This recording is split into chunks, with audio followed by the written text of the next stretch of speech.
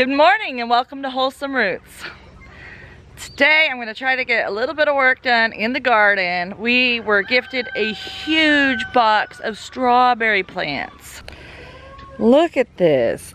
This is thick, heavy box full of strawberry plants from a local community garden.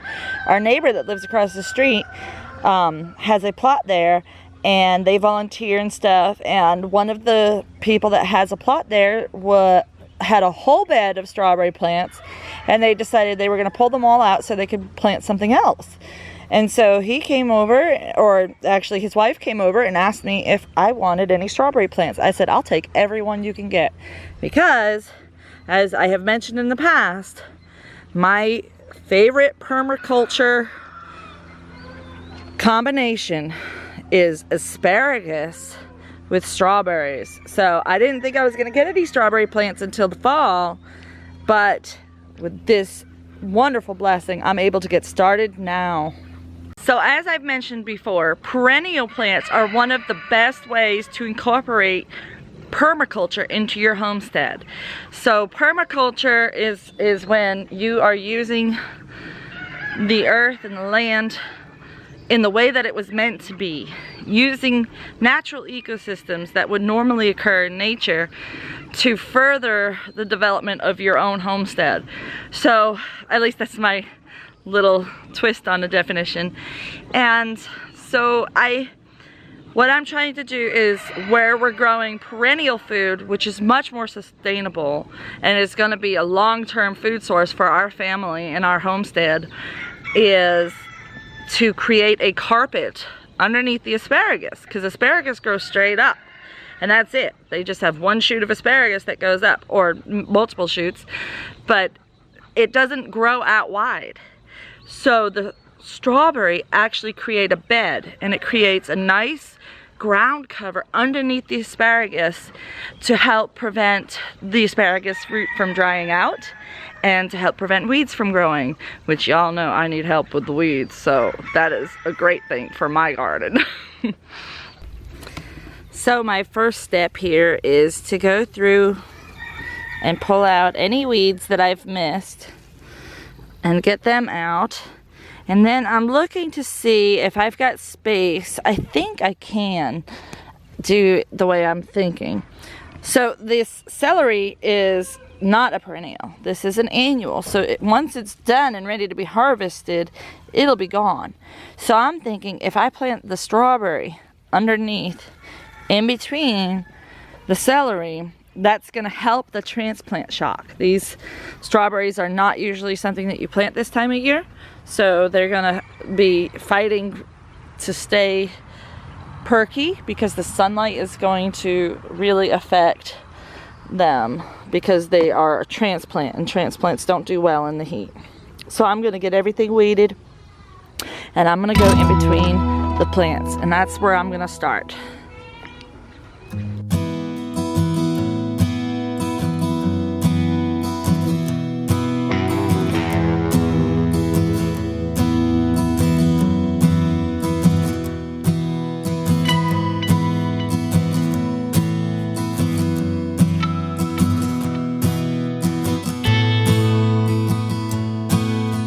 Alright, I'm not sure how they've got them packed in here. Look at that, there's even berries on these plants. We might actually get some berries before the season is over. I'm not sure how they've got them in here. Yeah, okay. I figured they were going to be bare root, so we want to act quick with each section we do. I'll pull them apart and plant individual plants as I go from these roots. So if you get some bare root strawberries, it's important to note that each one of these is a separate plant. So they're going to be growing in a cluster, and you can actually break them apart carefully so that you can get multiple plants from each group. Like right here, there's a tight knot of roots holding them together. So if I bend and twist right at that junction, I will get a healthy plant that I can separate. So doing it this way ensures that I have plenty of roots to start with and lots more plants to work with.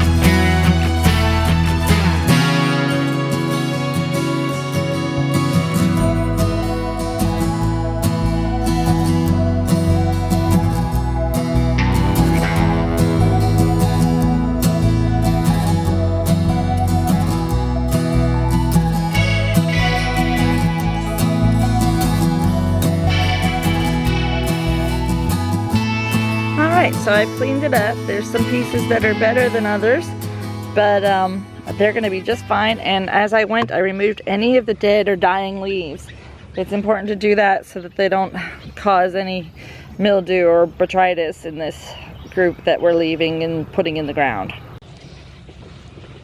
So I am going to take each piece, make sure I've removed any of the dead leaves, or as many as possible.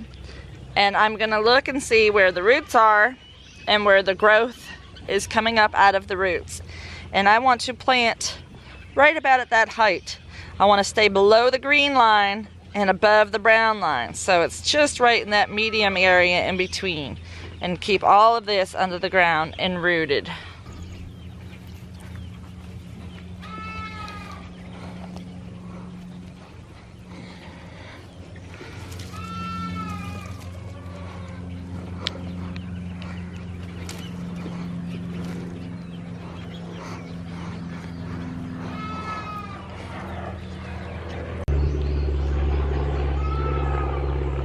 And that's it, pretty simple. So I'm just gonna work my way down this bed and get as many planted as I can. Okay, you see I have barely put a dent in this box. Guess what? I've already planted this entire 75-foot row and half of this one. So I think I'm gonna have a few extra strawberry plants. If anybody knows of any volunteers that'll come and work with me, I will gladly share plants with them or whatever I have. Just in desperate need of some volunteers. All right, y'all. I've got all 3 beds interplanted with strawberries. Now, I don't expect them to do much this year or even this fall at all. But they appear to be an ever-bearing strawberry because they have flowers and fruits on them. And this is the end of strawberry season, but you see fruit. So there is a possibility we could end up with some fruit, but I'm not expecting it. And you see they're all kind of wilted, but it is supposed to be a heavy rainstorm tonight, so I'm hoping that that waters them in good. If not, I will water in the morning because I'm pooped, y'all. I need to go in and grab myself something to eat and drink. So I hope that helped you. I was trying to make sure that you saw how to separate and divide strawberries and how to plant them and how to grow strawberries. So I hope that helps out some people. And if you haven't already, please subscribe to our channel, like this video, share it with your friends, comment down below any questions or anything, and we'll see you next time on Wholesome Roots.